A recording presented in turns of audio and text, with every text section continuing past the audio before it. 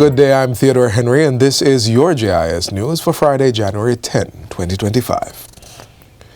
Jamaica earned $4.3 billion and received 4.3 million visitors in 2024. Portfolio Minister Edmund Bartlett made the disclosure on our Get the Facts program recently. He said the sector finished the year strong despite the slight shortfall in arrival figures due to aviation disruptions, Hurricane Beryl, and geopolitical issues such as travel advisories. Tourism, as you know, is resilient, and notwithstanding those disruptions, we are coming out of the year with a small increase in arrivals, but the earnings is in line with what we projected.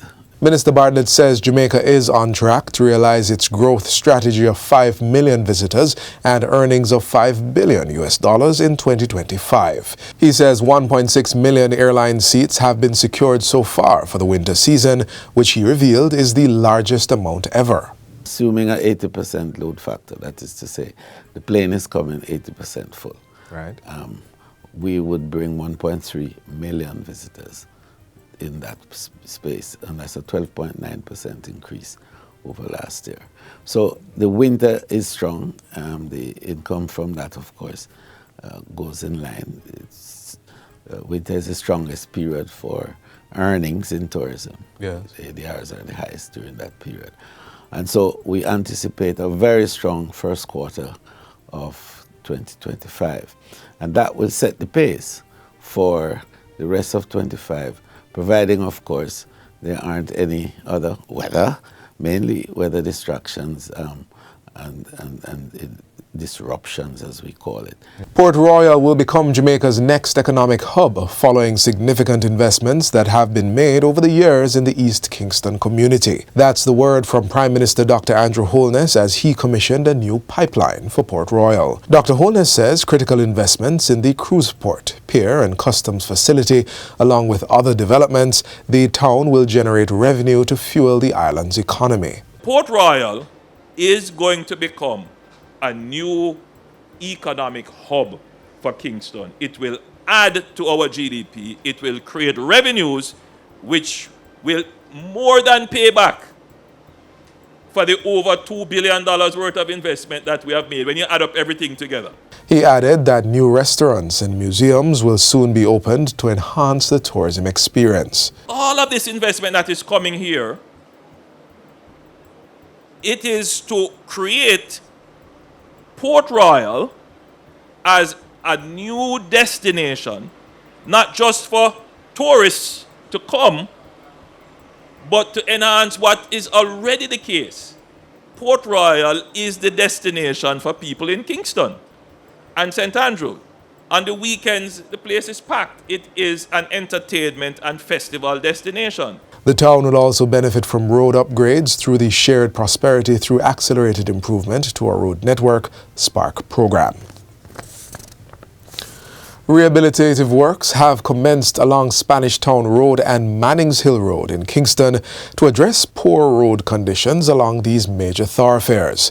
The National Works Agency NWA says the worst affected areas along the roadways are being targeted. Repair work started on January 7 and will continue for the next 2 weeks. The NWA's Communication and Customer Services Manager, Stephen Shaw, says the aim is to restore the corridors and provide smoother surfaces for road users. The work is being implemented under the $5 billion Relief Emergency Assistance and Community Help REACH program. Mr. Shaw says works have already begun on several roadways across the corporate area. Other targeted roadways include Michael Manley Boulevard, Old Hope Road from Matilda's Corner to UTEC, Waterloo Road, Red Hills Road, Eastwood Park Road, and East Kings House Road. Mr. Shaw says while the bulk of the rehabilitative works will be conducted outside peak traffic hours, motorists are being advised to proceed with caution along roadways prepared for rehabilitation. In other news, Prime Minister Dr. Andrew Holness is reiterating his administration's commitment to easing the cost of living for Jamaicans. Speaking at the 19th Heal the Family, Heal the Nation gathering at the National Arena on Wednesday, Dr. Holness says his administration remains resolute to the prudent management of the economy. Although the government is not the cause of the prices going up, the government is still responsible for the management of the economy. And one of the things we are committed to doing is to make life easier for the households. So if it is the electricity that is going to make your life more difficult, the cost of it, we're going to do something about it. If it is the water bill that you face, we have been doing something about it. In his address, opposition leader Mark Golding called on Jamaicans to unite in making the country a better place. Let us continue in a spirit of hope and in a spirit of unity to bring our country together to make Jamaica a better place for all of us to live in, for our children and our grandchildren and generations to come. And finally, the Jamaica Defense Force JDF will host Exercise Event Horizon 2025, a multinational humanitarian aid and disaster response exercise focused on maritime law enforcement.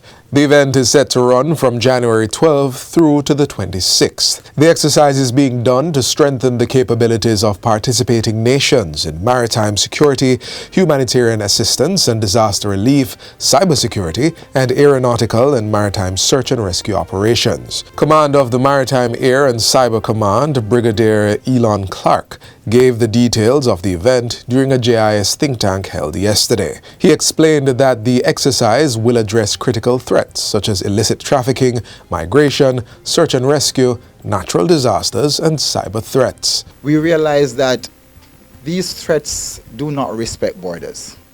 And it would be a bit myopic of us to think that any one country is able to address these threats independently. And so we conceptualized Exercise Event Horizon as a multinational, multi-agency, multi-domain exercise. The event will involve 14 countries from Europe, North, Central, and South America, and the Caribbean. In addition, vessels, aircraft, and personnel from various defense and security institutions will contribute to the exercise. To conclude the event, a comprehensive rubric assessment will be conducted to evaluate each participating entity's ability to respond to actual emergencies. And that's it for JIS News Today. I'm Theodore Henry. Thanks for watching.